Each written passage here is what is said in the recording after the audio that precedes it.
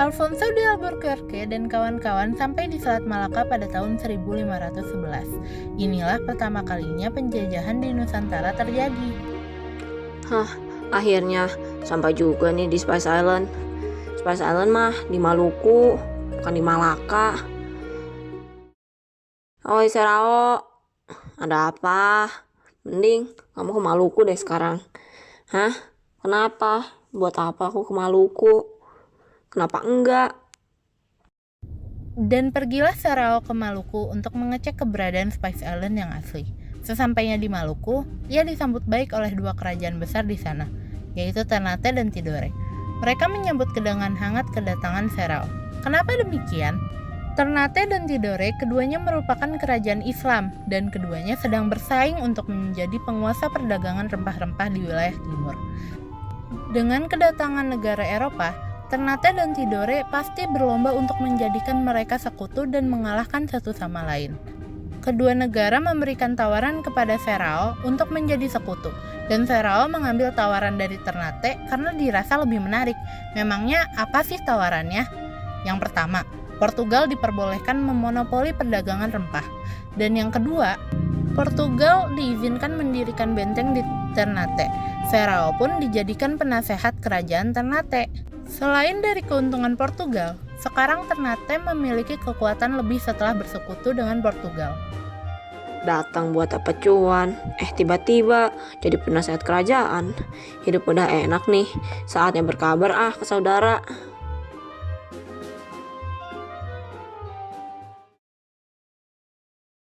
Elcano pun sampai di Maluku dengan membawa kabar bahwa saudara Serao, Magalhães, telah wafat. Nyari Serao? Iya, bener. Dia mah udah mati. Kok bisa gitu ya? Saudaranya juga udah mati.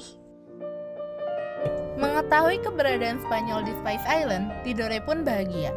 Kayaknya mah mereka sujud syukur sih, dan langsung menawarkan kerjasama. Apa hasilnya? Ya, deal! Terjadilah perang yang pertama antar kedua kerajaan ini, karena masing-masing sudah memiliki sekutu yang sepadan. Tapi coba tebak siapa yang sedih? Ya, Paus! Kok bisa malah Paus yang sedih? Udah bikin Tordesillas biar Portugal sama Spanyol gak pernah ketemu. Karena bumi itu datar kan? Taunya malah kejadian. Revisi dikit bisa lah. Namanya apa ya kira-kira? Zaragoza.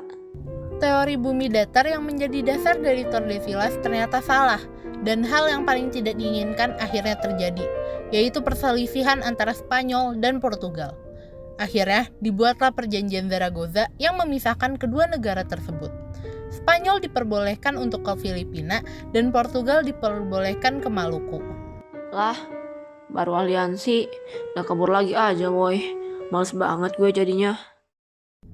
Tapi, apakah sebenarnya Ternate benar-benar bahagia dengan adanya Portugal? Gak juga sih.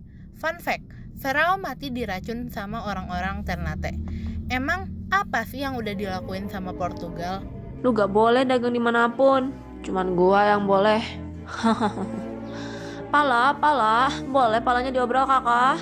Sini, palanya murah, boleh. Apa sih? Cuman pendatang, ngatur-ngatur aja bisanya. Lah, lu gak lihat siapa yang ngatur-ngatur? Tabarigi alias Raja Ternate saat itu diturunkan dari posisinya dan diasingkan oleh Portugal ke gua yang ada di India. Kemudian posisi itu diisi oleh Hairon.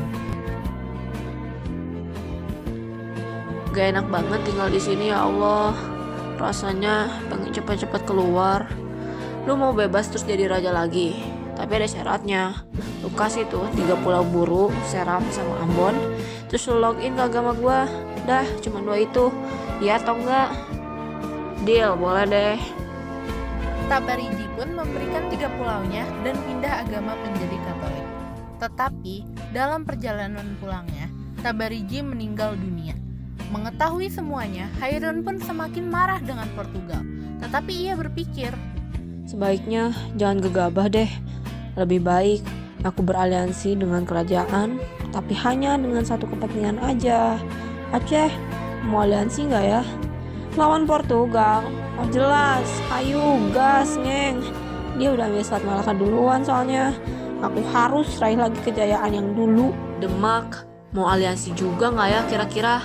Lawan Portugal. Hayulah, gua takut Selat Sunda gua diambil alih mau sama mereka. Oke sip. Oh iya ya, tapi kalau mau perang harus ada kasus belli dulu bukan? Kedua negara itu pun beraliansi dengan Ternate karena tujuan yang sama.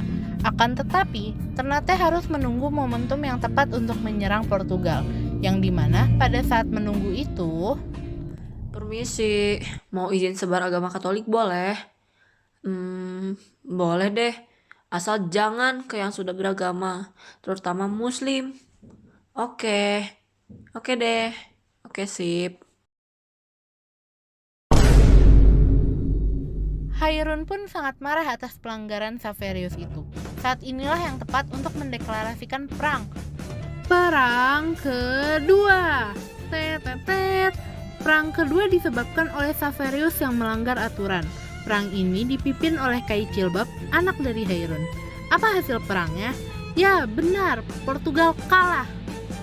Hahaha, kamu Portugal, sana pergi ke Ambon.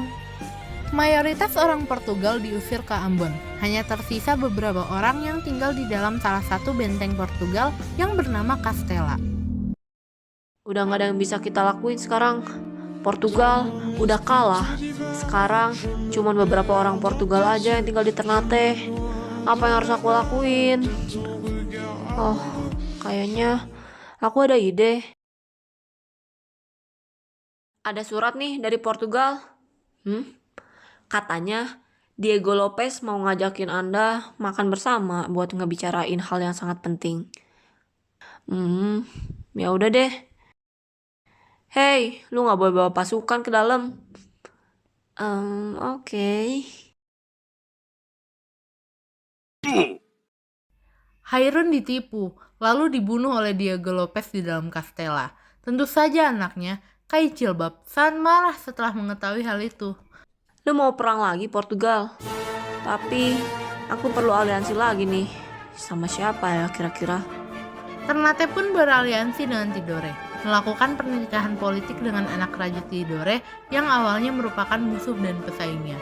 Sekarang, Kai Cilbab dijuluki sebagai Sultan Babulok, seorang raja yang memimpin perang soya-soya. Bagaimana hasilnya? Ya, tentu saja Ternate menang dengan menyisakan benteng terakhir, yaitu tempat di mana ayahnya dibunuh, yaitu Castella. Jangan diserang, kita tutup saja jalur makanan sampai mereka menyerah. Ada warga lokal di dalam masalahnya. 5 tahun kemudian. Kenapa orang malah kagak bantu kita sih, woy? Udah 5 tahun kita, mau gimana? Kita nyerah deh, kita nyerah. Akhirnya, lepas topi sama sepatu kalian sekarang. Portugal pun pergi ke Timur Leste dan sudah tidak ada lagi harapan untuk serangan balik. Sampai tiba-tiba... Kamu mau kerjasama nggak nyerang Ternate? Tidore mengkhianati Ternate, bekerja sama dengan Portugal. Portugal pun menghubungi Spanyol untuk bekerja sama. Inilah yang dinamakan unifikasi Iberia. Perang keempat pun terjadi. Apa hasil dari perang ini? Lanjut part 3 ya.